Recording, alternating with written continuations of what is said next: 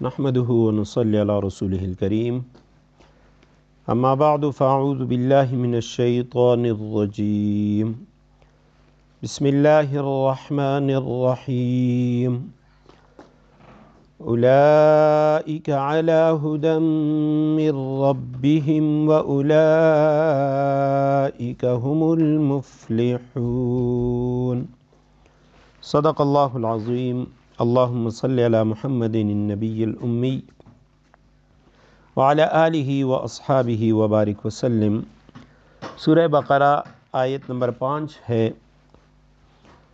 آیت کریمہ کا ترجمہ یہ ہے اولئک علی ھدی من ربہم، یہ ہیں وہ لوگ جو اپنے پروردگار کی طرف سے صحیح راستے پر ہیں، وَأُولَئِكَ هُمُ الْمُفْلِحُونَ، اور یہی وہ لوگ ہیں جو فلاح پانے والے ہیں۔ آیت کریمہ کے مفردات اولئک، اس میں اشارہ بعید ہے جمع مذکر کا، وہ سب یعنی وہ مومن اور متقی لوگ جن کا اوپر کی آیات میں ذکر کیا گیا ہے۔ علی ھدی من ربہم، علی کے معنی پر، ہدن کے معنی ہدایت، رہنمائی، صحیح راستہ، من کے معنی سے رب پر پالنے والا پروردگار، ہم ان کا، آخر میں ضمیر ہے، من ربہم اپنے رب کی طرف سے وہ صحیح راستے پر ہیں، وَأُولَئِكَ هُمُ الْمُفْلِحُونَ، واو کے معنی اور، اولئک یہ سب لوگ،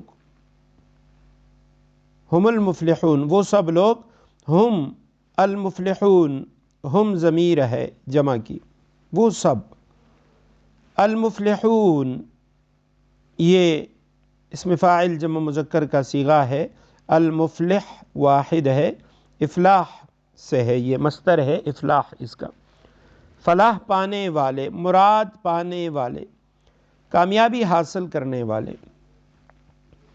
اولئک علی ھدی من ربہم، یہ ہیں وہ لوگ جو اپنے رب کی طرف سے صحیح راستے پر ہیں۔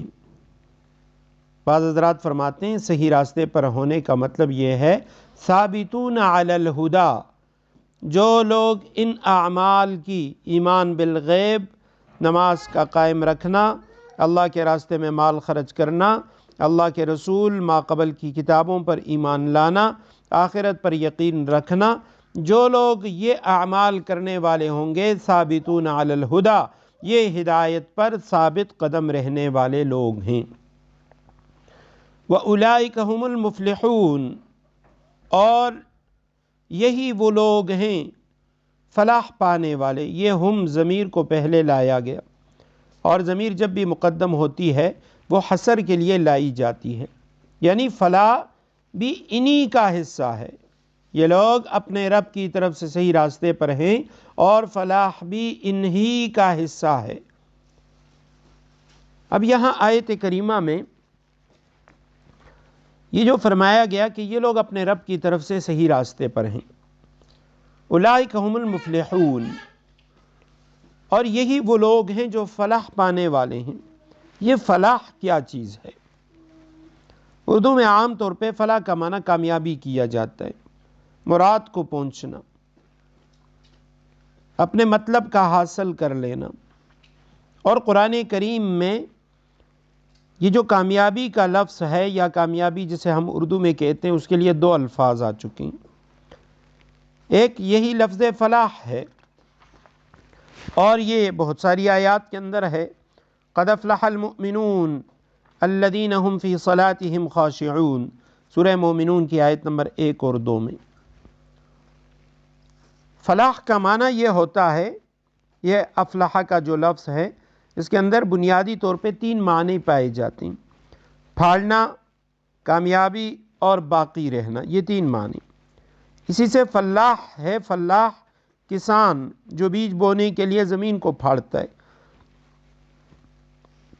فصل پکنے پر کامیابی سے ہمکنار ہوتا ہے اور اس سے فائدہ اٹھانے پر اپنی مراد کو پا لیتا ہے۔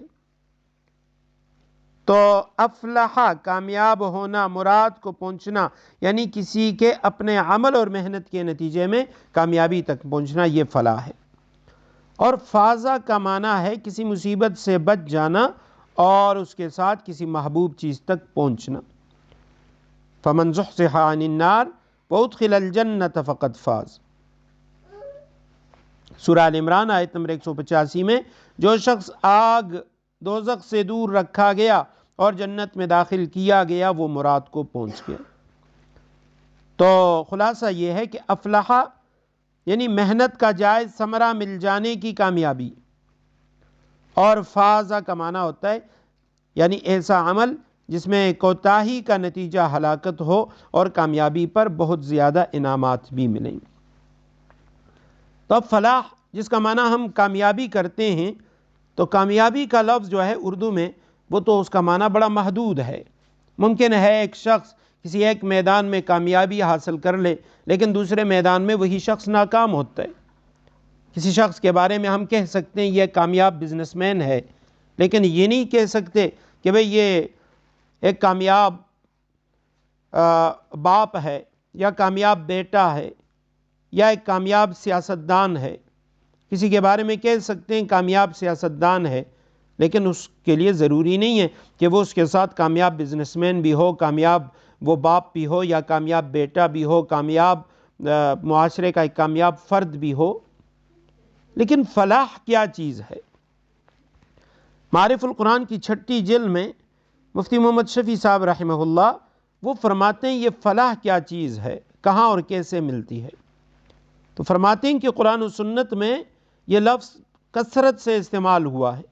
اذان میں ہے حی علی الفلاح، اقامت میں ہے 5 وقت ہم کہتے ہیں حی علی الفلاح، آؤ کامیابی کی طرف، آؤ کامیابی کی طرف۔ قاموس میں ہے کہ فلاح کا معنی ہے ہر مراد کا حاصل ہونا اور ہر تکلیف کا دور ہو جانا، اور یہ لفظ جتنا مختصر ہے اتنا ہی جامع ہے۔